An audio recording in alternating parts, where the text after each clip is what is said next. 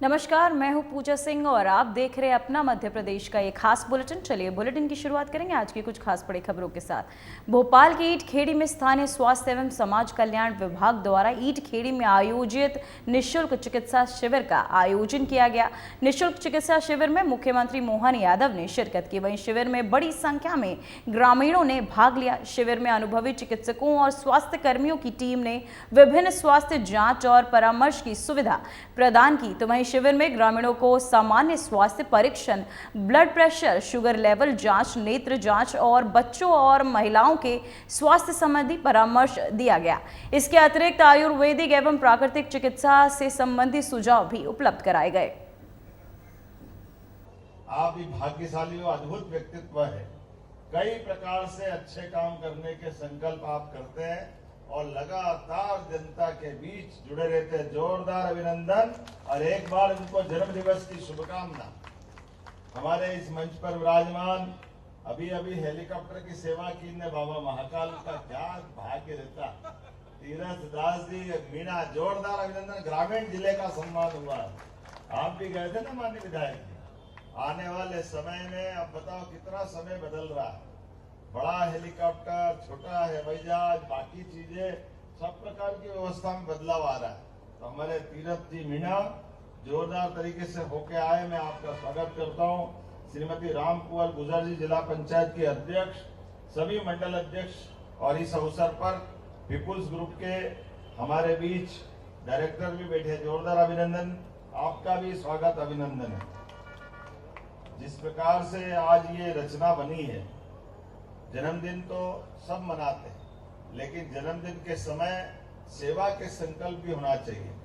कुछ दिन पहले 10,000 लोगों का आपने सेवा की थी। जोरदार अभिनंदन विष्णु जी का। पीपुल्स ग्रुप के ही माध्यम से ये जो बड़ी सेवा यशस्वी प्रधानमंत्री नरेंद्र मोदी जी का जन्मदिन सार्थक किया। जोरदार अभिनंदन। उस नाते से इतने बड़े विशाल व्यवस्थाओं का संचालन किया और ये विष्णु जी का क्षेत्र तो वाकई भाग्यशाली है। आप सबका भी सौभाग्य। कितने अलग अलग प्रकार के लाभ मिलते हैं। अब हमारा निवेश इंडस्ट्रियों का कहीं होता है तो अब आपके सबके कारण से डिमांड होती कि बार बार भोपाल में हमारे कारखाने लगाओ। तो अचारपुरा का अचार तो सबसे बढ़िया हो जाता। जोरदार अभिनंदन करो। खाने के सिस्टम में बिना अचार के मजा नहीं आता और इंडस्ट्री लगे तो अचारपुरा में नहीं लगे तो हमको भी मजा नहीं आता।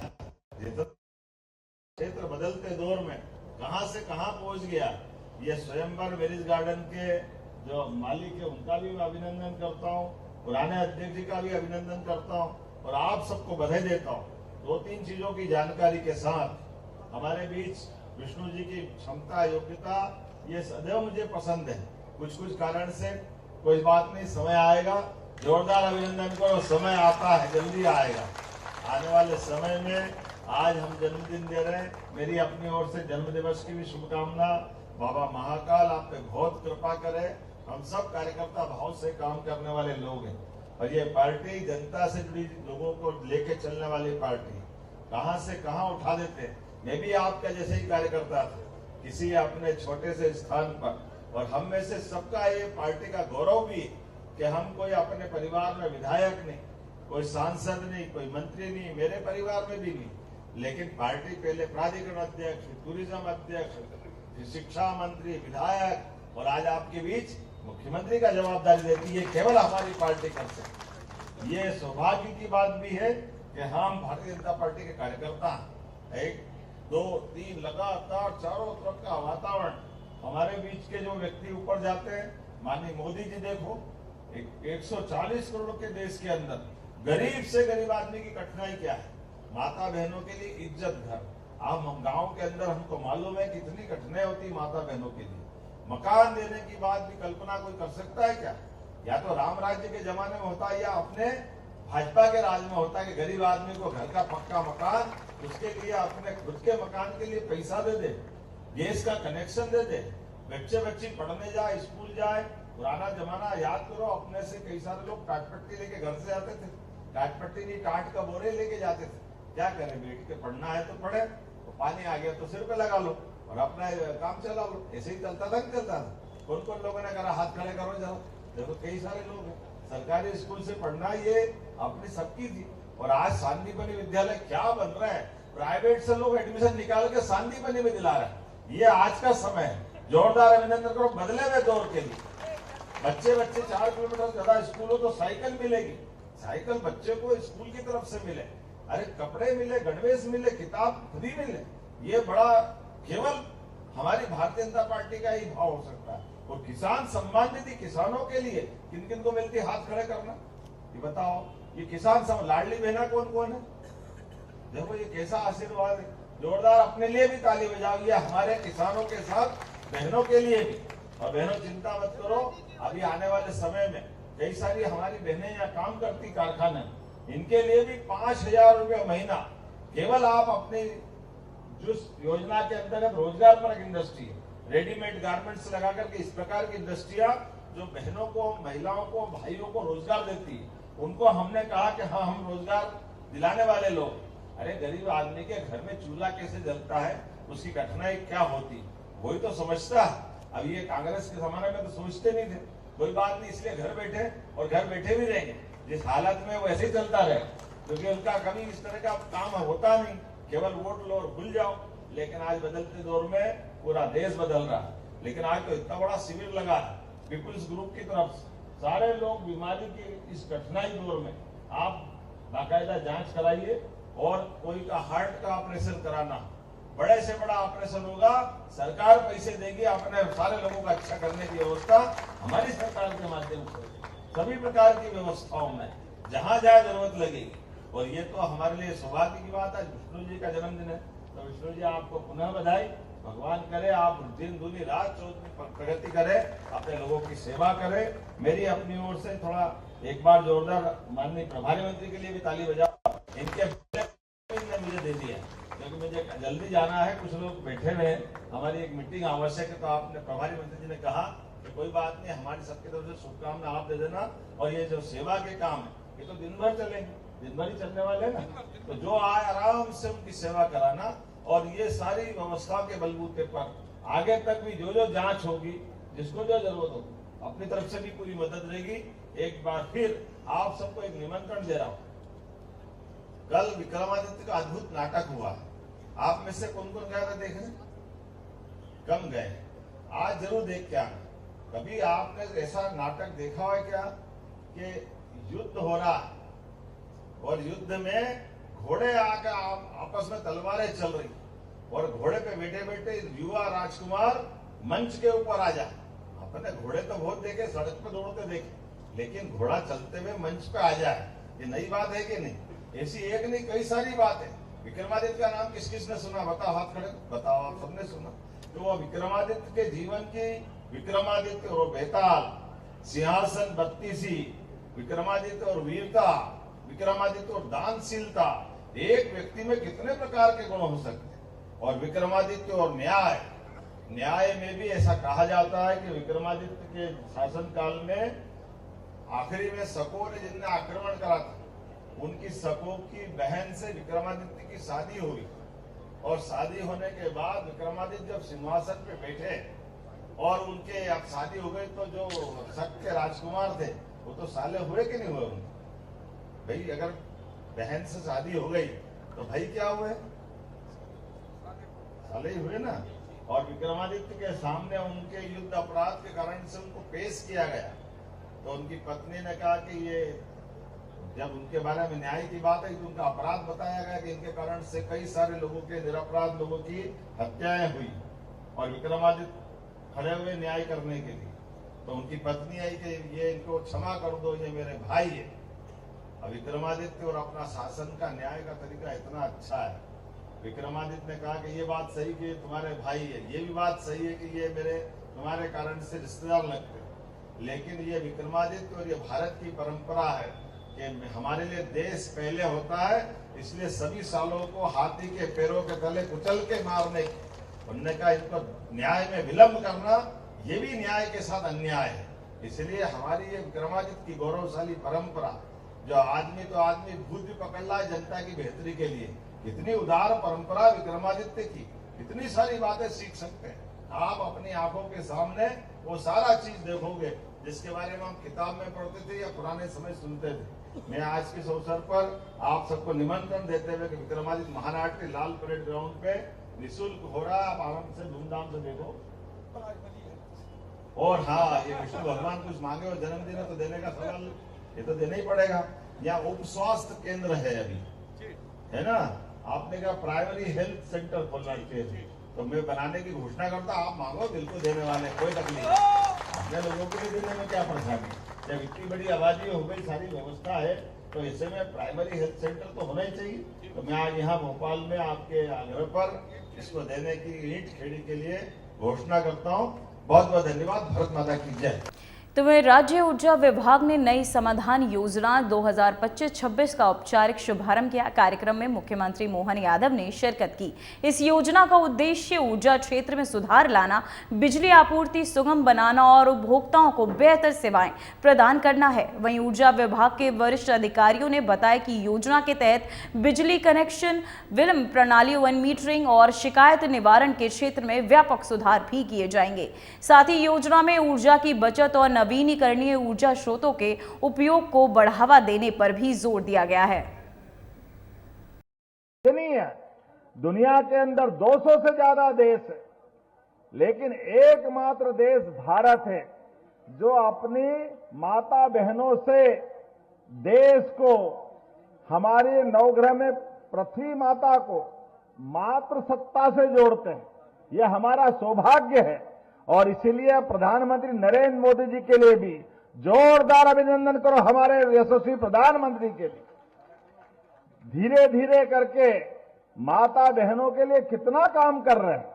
आने वाले 2029 के बाद 33% आरक्षण बहनों को मिलने वाला है। जोरदार अभिनंदन करें। यह लोकतंत्र के अंदर सबसे बड़ा सम्मान है।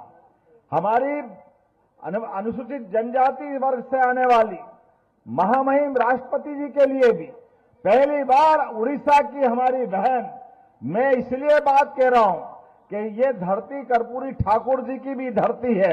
जोरदार अभिनंदन करें हमारे कर्पूरी ठाकुर जी के लिए, जिनको भारत रत्न का सम्मान देने का काम किसी ने किया है। तो एनडीए सरकार के माध्यम से हुआ। जोरदार मोदी जी के लिए और नीतीश कुमार जी के लिए अभिनंदन करें। हमारे हर एक नायक जिसने सभी वर्गों के कल्याण के लिए काम किए, छोटे से छोटे समाज के व्यक्ति को भी जोड़ करके लोकतंत्र में सम्मान के साथ आगे खड़ा करना, ये व्यक्ति जो लंबे समय तक काम करते हैं, लेकिन बड़े दुर्भाग्य के साथ कहना पड़ेगा, कांग्रेस केवल वोट मांगती है, जमाने भर की बात करती, लेकिन जब कभी भारत रत्न का मौका आए तो अपने खानदान के अलावा कोई दिखता नहीं है उनको। उनके एकमात्र खानदान जवाहरलाल नेहरू भारत रत्न, इंदिरा गांधी भारत रत्न, बाद में राजीव, सारे भारत रत्न घर में लाते हैं और ये मोदी जी है जो योग्य लोग वहां तक पहुंचाते। जोरदार अभिनंदन इस नाते से करिए। गरीब आदमी के परिवार से निकल गए जो व्यक्ति बड़े, जिसने अच्छा काम किया, और हमारे लिए तो और सौभाग्य की बात है। ये केवल एनडीए वाले कर सकते हैं, जिन्होंने हमारे भले दल के भी नहीं हो लेकिन खुद कांग्रेस के भी बड़े बड़े नेता रहे। अब प्रणब मुखर्जी आपके पास के बंगाल के थे, लेकिन बंगाल के प्रणब दा ने जितना अच्छा देश के अंदर अपना अलग अलग सरकार के माध्यम से मंत्री में काम किया, बाद में राष्ट्रपति के रूप में काम किया, उनका भी सम्मान होना चाहिए। ये केवल एनडीए वाले मोदी जी की सरकार कर सकती है। जोरदार अभिनंदन उस नाते से भी करो। सबको साथ, सबका विकास और सबका विश्वास, सबका प्रयास। जब मैं ये बात आपसे कह रहा हूं तो उसके लक्षण भी दिखाई देते हैं। अब आप बताओ, ये कांग्रेसी हाय रे कर रहे हैं। बहनों के हाथ में 10,000 तो क्या दिए, ऐसा लग रहा है इनकी जेब कट गई। छाती पीट रहे हैं, रो रहे हैं नाम से, तुमने तो कभी दिए नहीं। ये हमारे अपने एनडीए की सरकार नीतीश बाबू की। जोरदार अभिनंदन करो माता बहनों के लिए। और जो संजय भैया सही कह रहे थे, अभी तो ये 10,000 दिए, आने वाले समय में 2 लाख तक भी बहनों को देंगे। ये हमारी घोषणा की बात है। और किसानों को सम्मान निधि, सीमा पे जवान और खेत में किसान, दोनों को समान दृष्टि से देखने का भाव यशस्वी प्रधानमंत्री का है। पहली बार किसान को सम्मान निधि देकर के उसके पसीने की कीमत करने का काम, उनकी मेहनत से पूरे देश का पेट भरता है। ऐसे किसानों को प्रणाम करता हूं, आपका अभिनंदन करता हूं। पहली बार किसान सम्मान निधि अगर किसी ने दी है तो हमारी एनडीए की सरकार और माननीय प्रधानमंत्री नरेंद्र मोदी जी के माध्यम से मिली। 6,000 से बढ़ाकर अब तो घोषणा पत्र में 9,000 देने वाले हैं। जोरदार अभिनंदन करो, ये धीरे धीरे बढ़ता जा रहा है। और कितना सुखद संयोग है, मां सीता मैया के ननिहाल से आप सब आते हैं। हमारे लिए भी आदर का केंद्र है बिहार और ये मिथिलांचल का पूरा बेल्ट, और आज इसका आनंद तो और बढ़ गया। लेकिन कांग्रेस के लोगों को तो अपना प्रत्याशी नहीं उतारना चाहिए था, जो पाप भगवान राम के साथ किया। ये कांग्रेस के लोग माफी मांगे इस बात के लिए, जिनने सुप्रीम कोर्ट, हाई कोर्ट में शपथ पत्र लगा के कहा था, कहां भगवान राम पैदा हुए, किसने कहा, कहां कौन जन्मभूमि मानेगा। लगातार भगवान राम के मुद्दों को उलझाने का काम किया। यशस्वी प्रधानमंत्री ने सुप्रीम कोर्ट के निर्णय के बाद भगवान राम के नाम पे जब देखो तब कांग्रेस और उनके लोग दंगे कराते थे। लेकिन मुझे इस बात की प्रसन्नता है, पूरे देश ने एकजुटता के साथ, प्रधानमंत्री ने जैसे ही सुप्रीम कोर्ट का फैसला आया, धूमधाम से अयोध्या में भगवान राम का जन्म स्थान का भूमि पूजन हुआ। ये हमारे लिए सौभाग्य की बात है, क्योंकि बिहार के तो अलग रिश्ते हैं माता सीता के माध्यम से। अयोध्या, उत्तर प्रदेश, बिहार अलग दौर में जाते हैं। और उतना ही नहीं, आज भगवान राम का गगनचुंबी अगर मंदिर बन के देवालय तैयार हुआ तो ये भी प्रधानमंत्री के माध्यम से हुआ। पूरे देश में कहीं दंगे नहीं हुए, हिंदू मुसलमान सबने मिलकर के आनंद मनाया। लेकिन कांग्रेसी बताए, राहुल गांधी, प्रियंका गांधी, सोनिया गांधी, इनको भगवान राम के मंदिर में किसने दर्शन करने जाते देखा क्या? कोई गए क्या अयोध्या? ये नहीं जाने वाले हैं, ये केवल छोटी मानसिकता के हैं। इसलिए आज के इस अवसर पर हमको ये भी याद रखना पड़ेगा कि हमारे देश के जो मान बिंदु है, जिनके आधार पर देश की दुनिया में पहचान बनती है, भगवान राम और कृष्ण के नाम से पूरा देश दुनिया जानती है। दुनिया में कहीं भी भारत का आदमी जाए और वो कहे कि वो लोग पूछे कि आप कहां से आए, तो वो बताए कि मैं राम और कृष्ण की धरती से आया हूं, तो अपने आप दुनिया समझ जाती है हिंदुस्तान से आते हैं, ऐसा पवित्र देश हमारा है। लेकिन ये कांग्रेसी लगातार एक के बाद एक हमारे सनातन संस्कृति के इन मान बिंदुओं पर भी अड़चने पैदा करते आए। लेकिन माननीय प्रधानमंत्री के नेतृत्व में आज सांस्कृतिक राष्ट्रवाद के आधार पर, धार्मिक पर्यटन के माध्यम से, अरे लोगों की जिंदगी बेहतर हो सकती है। धार्मिक पर्यटन के केंद्र के माध्यम से भी हमारे जो आस्था के केंद्र है वो भव्य दिव्य तीर्थ बनना चाहिए। आनंद के साथ सारे देश के लोग आ जा सके, वो सारी व्यवस्था वहां होना चाहिए, सारे प्रबंधन करना चाहिए। इसलिए आज सौभाग्य की बात है, मैं अपने बीच जब ये आपसे बात कर रहा हूं कि भगवान राम और कृष्ण की उस धरती पर अगर अयोध्या में मंदिर बना तो उसमें सबसे बड़ा योगदान सुप्रीम कोर्ट के बाद एनडीए की सरकार का है। जोरदार अभिनंदन करें। और जब भगवान राम का मंदिर बना, काशी विश्वनाथ का भी आनंद आया। गंगा जी का संबंध बिहार से लेकर बनारस तक है। गंगा जी की इस पूरी धारा की पवित्रता में बाबा का आशीर्वाद है। और जब काशी विश्वनाथ बना, मैं उज्जैन से आता हूं, 2022 के बाद उज्जैन की दशा बदली। बाबा महाकाल के महालोक के बनने के बाद पहले 30-40 लाख लोग आते थे उज्जैन, आज 7 करोड़ से ज्यादा लोग आते हैं उज्जैन में देव दर्शन करने के लिए। पूरे देश से आते हैं। आपकी भी सबकी इच्छा होगी कि नहीं होगी उज्जैन आने की? बोले महाकाल महाराज की। चुनाव के बाद आप सबको भी निमंत्रण दे रहा हूं, आप सब भी आइए दीदी, भव्य जीत के साथ एक बार उज्जैन दर्शन करने आइए। लेकिन उज्जैन की बात करते हुए जब मैं बात कर रहा हूं कि धार्मिक पर्यटन से सबका जीवन बदलता है, ठेले वाले, गाड़ी वाले, होटल वाले, कोई छोटे मोटे काम करने वाले, सबको आवागमन के आधार पर सबकी जिंदगी बदलती। ऐसे में आज यहां सीता माता के लिए भी माननीय प्रधानमंत्री के माध्यम से एनडीए सरकार ने घोषणा की, जहां जहां सीता मैया के धाम होंगे सबके लिए तीर्थ बनाने वाले हैं। जोरदार अभिनंदन करो ये सीता मैया के लिए भी धार्मिक पर्यटन का केंद्र बने। और उतना ही नहीं, बहुत सारे प्रकार से। लेकिन बड़े दुर्भाग्य के साथ कहना पड़ेगा, जब हमने अयोध्या का आनंद लिया, भगवान राम का जय जयकारा लिया, आज वहां भगवान राम मुस्कुरा रहे हैं, तो भगवान गोपाल कृष्ण ने क्या बिगाड़ा है? आनंद आना चाहिए कि नहीं आना चाहिए? बोलो कृष्ण कन्हैया लाल की। जब यहां आए बाबा महाकाल के महालोक पे आनंद आया, कात का आनंद आया, तो आने वाला समय तो हमारे मथुरा का ही है। मां गोपाल कृष्ण मुस्कुराना चाहिए कि नहीं मुस्कुराना चाहिए? कांग्रेस की आपके दरवाजे आए तो उनसे बोलना, आप कहते नहीं राम हमारे भी है, हम भी कह रहे हैं। अरे भैया, तुमने तो अड़ंगे लगाए थे, तुम तो उनके प्रमाण पूछ रहे थे, ये सारे पाप तुम्हारे सिर पे है। चलो कोई बात नहीं, वो भूल जाते हैं। आप दम से बोल दो कि हाँ मथुरा में धूमधाम से मंदिर बनाएंगे। हे दम तो बोल के बताओ। ये नहीं बोल सकते क्योंकि केवल वोट के भूखे हैं। और हमारे लिए सौभाग्य की बात है, आज मैं मिथिला में आकर के फूल परास में अपनी बहन के लिए बात कर रहा हूं। मैं इस बात का लिए जरूर बोलना चाहूंगा कि जनतंत्र के अंदर ये हमारी पार्टी का जो नारा है, सबका साथ सबका विकास, ये केवल बोलने के लिए नहीं, ये हर एक व्यक्ति के लिए।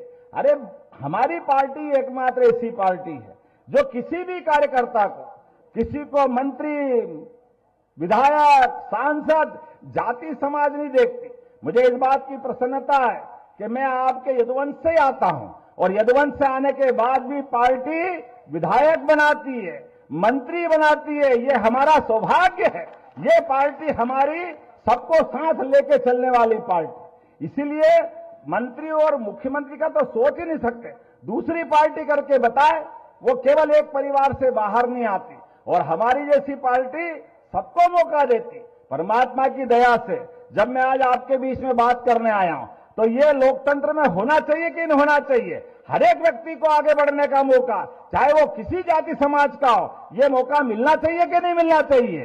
तो हमारे बीच आज का चुनाव इसी बात का है कि एक तरफ परिवारवाद और एक तरफ राष्ट्रवाद, एक तरफ लोकतंत्र की दुहाई, लोकतंत्र के लिए चुनाव में लड़ाई लड़ने वाला मामला है, और दूसरी तरफ एक परिवार के लोग लड़ते हैं। मैं आज आपसे बात करने आया हूं, इस नाते से भी बात करता हूं कि भगवान कृष्ण का जब हमारी सरकार बनी, मेरे अपने परिवार में तो कोई मंत्री नहीं, कोई विधायक नहीं, कोई सांसद नहीं, केवल मैं भाजपा का कार्यकर्ता था।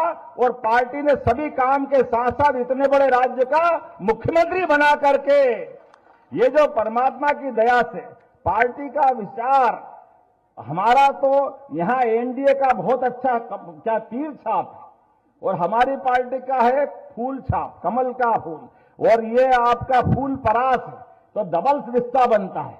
ये फैले हुए कीचड़ में फिर कमल भी खिल रहा है देश में, तो तीर भी निशाने पे लगना चाहिए। लगना चाहिए कि नहीं लगना चाहिए? तीर निशाने पे लगेगा और तीर छाप वाली बहन की जीत होगी। इसी अपेक्षा के साथ मैं हजारों किलोमीटर से आपके बीच आया हूं, और आपकी सबकी आंखें बता रही है, यहां का उत्साह उमंग बता रहा है कि आने वाले समय में 14 तारीख को जब रिजल्ट निकलेगा तो भारी बहुमत से तीर निशाने पे लगेगा। जोरदार अभिनंदन करें अपने जीत के लिए। और आइए बहन जी, हम सब संकल्प करें, एक एक वोट जब तक हमारे पक्ष में नहीं पड़ जाए तब तक शांति से नहीं बैठेंगे। बोलो सब तैयार है? तो वहीं मुख्यमंत्री डॉक्टर मोहन यादव ने महिला क्रिकेट टीम की तेज गेंदबाज क्रांति गौड़ को 1 करोड़ रुपए देने की घोषणा की है। इस अवसर पर उन्होंने विशेष रूप से छतरपुर की ये प्रतिभाशाली खिलाड़ी सम्मानित करने की घोषणा की। क्रांति गौड़ में अपनी बेहतरीन गेंदबाजी और शानदार प्रदर्शन से न केवल राज्य बल्कि देश का नाम रोशन किया। मुख्यमंत्री ने कहा कि राज्य हमेशा ऐसे युवा और प्रतिभाशाली खिलाड़ियों का समर्थन करेगा और उन्हें खेल के क्षेत्र में और अधिक उत्कृष्टता हासिल करने के लिए प्रोत्साहित करेगा। मध्य प्रदेश सरकार की ये पहल खेल प्रतिभाओं को और सम्मान देने और उन्हें प्रेरित करने के उद्देश्य से की गई है। ने जो धमाल मचाई, कौन सा क्षेत्र अब कम पड़ रहा है? हमने अपने पुरुष वर्ग में भी बराबरी हासिल की ऑस्ट्रेलिया के साथ, लेकिन वर्ल्ड कप में तो पहली बार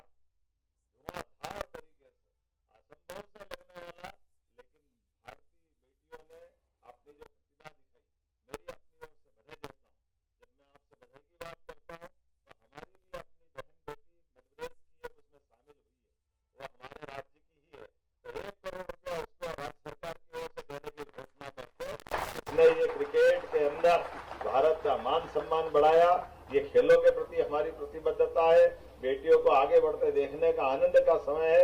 ये यशस्वी प्रधानमंत्री के नेतृत्व में भारत में सब प्रकार की प्रगति जो होती जा रही है, इसके उच्चतम मापदंड है।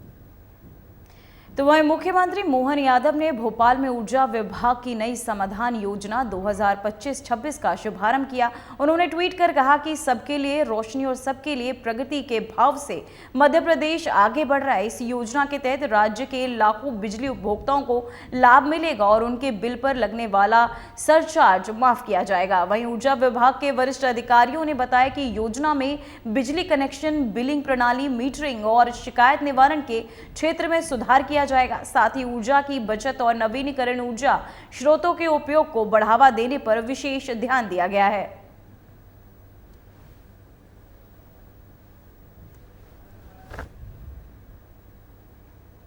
तो वहीं मुख्यमंत्री मोहन यादव ने ट्वीट कर जानकारी दी कि राजभवन भोपाल में राज्यपाल मंगू भाई पटेल की सौजन्य भेंट की गई है। इस अवसर पर उन्हें मध्य प्रदेश 2047 विजन डॉक्यूमेंट भेंट किया गया। विजन डॉक्यूमेंट में राज्य के आगामी वर्षों के लिए आर्थिक, सामाजिक और तकनीकी विकास लक्ष्यों को विस्तार पूर्वक प्रस्तुत किया गया है।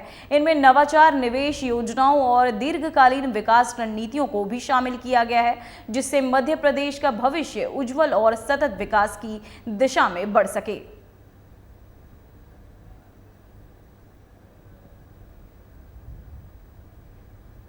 तो वहीं मध्य प्रदेश में कांग्रेस पार्टी की एसआईआर की तैयारियां अधूरी है। पार्टी के सूत्रों के अनुसार कई विधानसभा क्षेत्रों में अब तक बूथ एजेंट नियुक्त नहीं किए गए हैं। वहीं जानकारी के अनुसार एसआईआर प्रक्रिया कल से पूरे राज्य में शुरू हो जाएगी। राजनीतिक विशेषज्ञों का मानना है कि बूथ एजेंटों की कमी से पार्टी की तैयारी प्रभावित हो सकती है और ये आगामी चुनावों में रणनीति पर असर डाल सकता है। पार्टी नेताओं ने बताया कि जल्दी ही सभी आवश्यक नियुक्तियां पूरी की जाएंगी और एसआईआर प्रक्रिया सुचारू रूप से चल सके, इसके लिए व्यवस्थाएं भी की जा रही हैं।